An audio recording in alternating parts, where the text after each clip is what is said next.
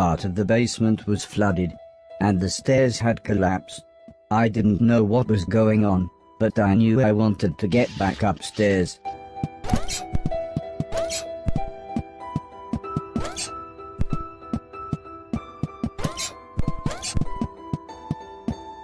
The gate was locked. I would need a key to open it.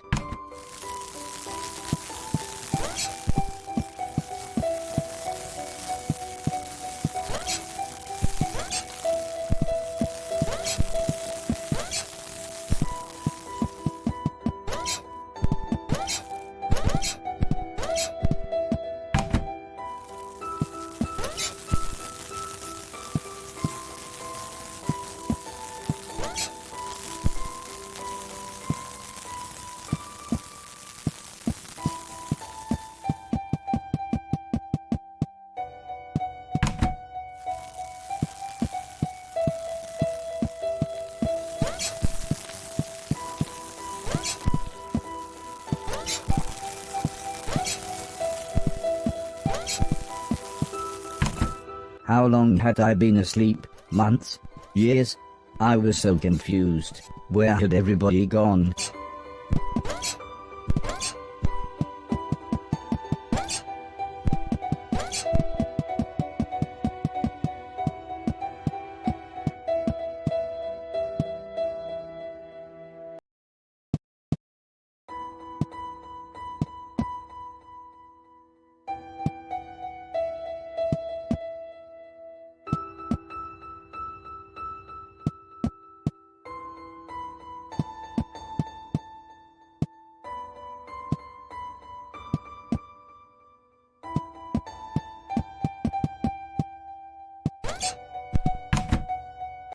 I was slightly scared. This was the first time I had been outside on my own.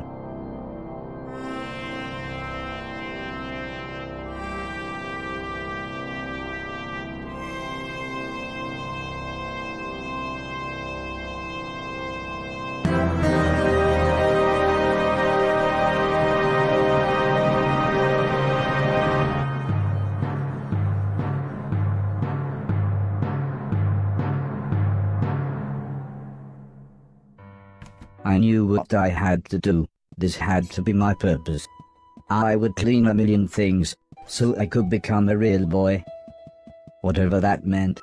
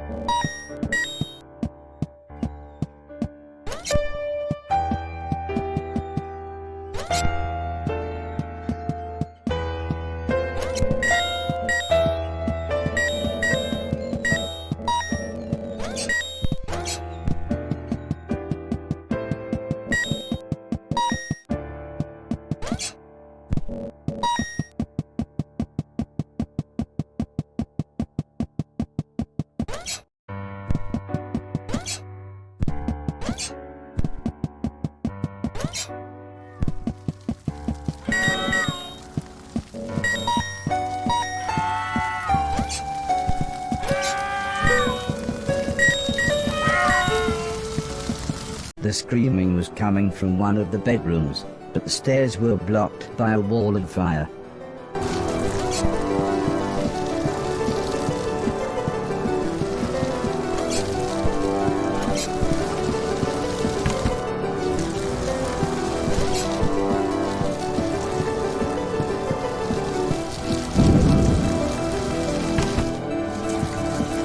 The people screaming turned out to be a man, a woman, and their children. They were confused and terrified. At first the man looked like he was ready to fight me, but after I convinced them that I was there to help, he calmed down.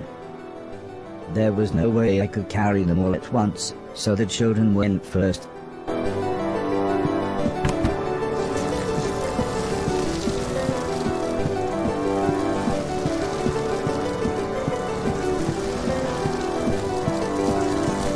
I dropped the children off at the front door and promised them that I would be back with their parents.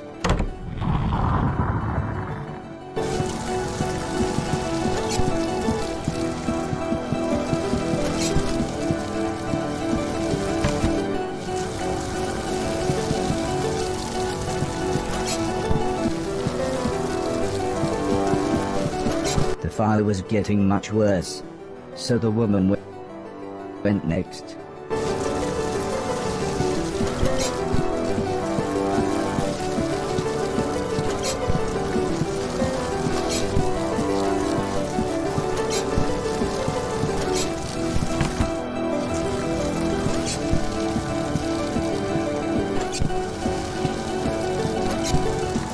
When we got to the front door, all the woman said was, "Thank you, please hurry."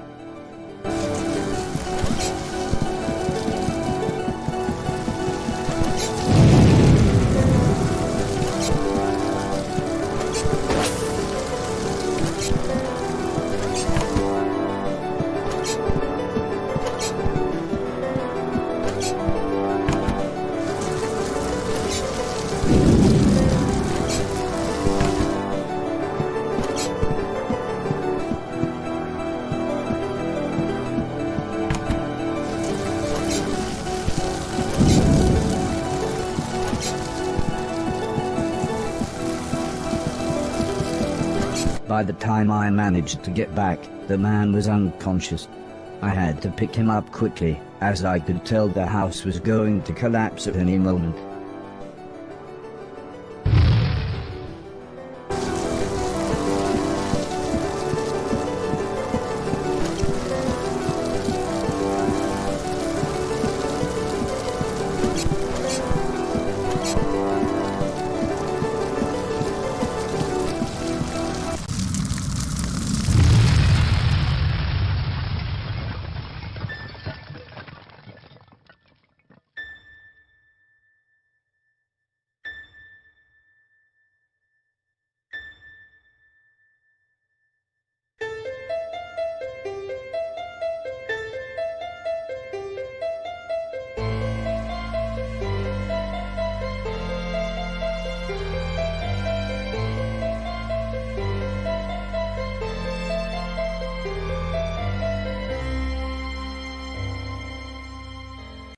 I helped the family set up a tent so they had somewhere to stay. The kids were excited as they got to camp outside, but I think they knew they had just lost their home. When I mentioned my quest to clean a million things, the man said I should look through the rubble of the house, as they had no use for it. So, when everyone was making dinner, I looked through the wreckage. There wasn't anything I could clean, but to my astonishment, I found a TV set and a games console. With a bit of fiddling I was able to get them to work. So I sat playing games with the kids until their parents said it was bedtime. As we talked, the man opened a bottle of wine. I asked what had happened, why was everything so ruined? The man looked at the woman, then the woman sighed and said, "There was a war." "Yes, a war," said the man. "One side of the planet attacked the other, and before we knew, it was all over.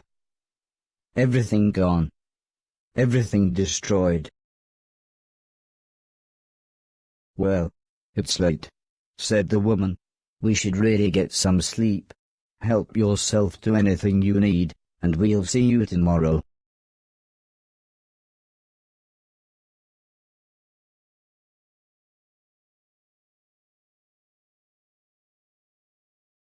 In the morning, I asked the man if he knew what had caused the fire that had destroyed their house.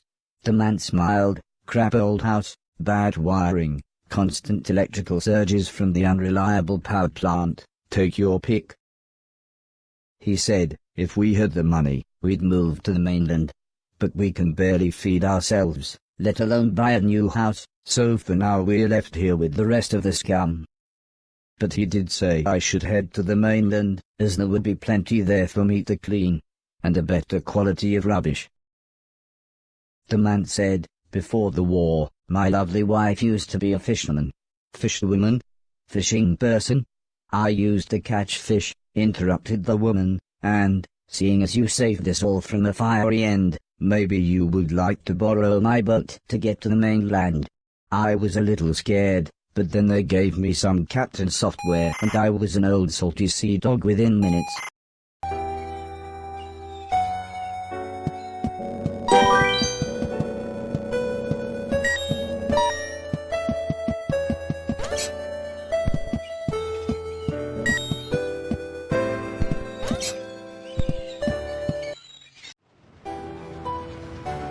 I took the fisherman's boat to the mainland.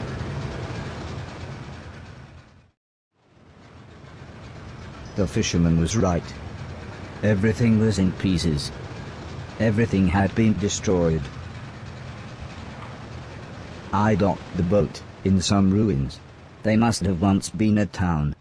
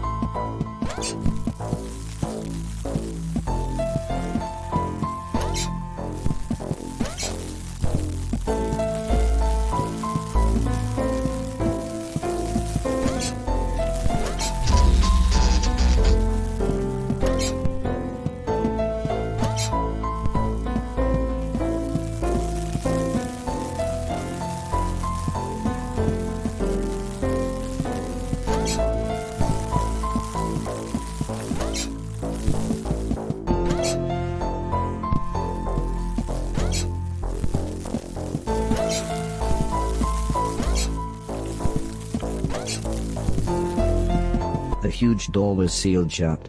I wasn't sure how to get inside. I wasn't sure what to do with this machine. I wasn't sure what to do with this machine.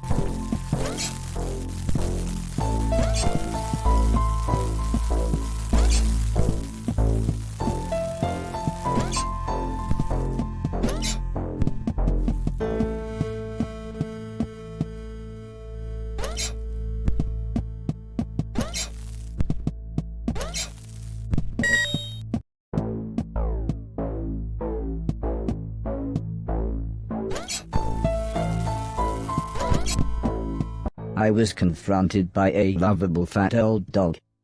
He almost looked pleased to see me. Suddenly, 3 men appeared holding large guns. Or at least 2 men and what looked to be a pregnant woman. Incredibly, it was Mr. Silton.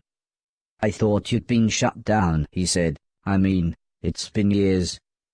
"I'm not really sure what happened," I replied. I then told him about me cleaning a million things. He laughed and said, "Nothing changes." He then showed me into what was surprisingly a really nice house. "Please excuse my husband," said the pregnant lady. "I'm Edwina, but everyone calls me Eddie. I believe you know this idiot. And that's Preston." "We've met," said the small man. "It was me that delivered that thing, remember?" "All you used to deliver was weed," mumbled Mr. Silton as he put the dog dish on the floor. "And I was there that night, when this twat was off his face on mushrooms.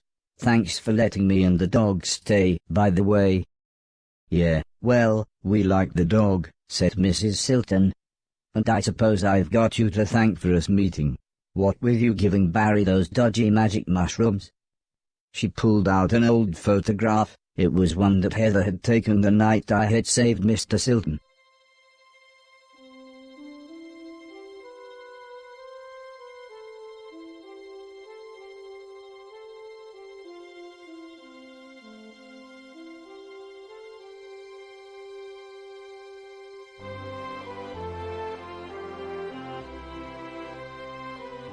It reminded me of everyone else, so I asked what had happened to them.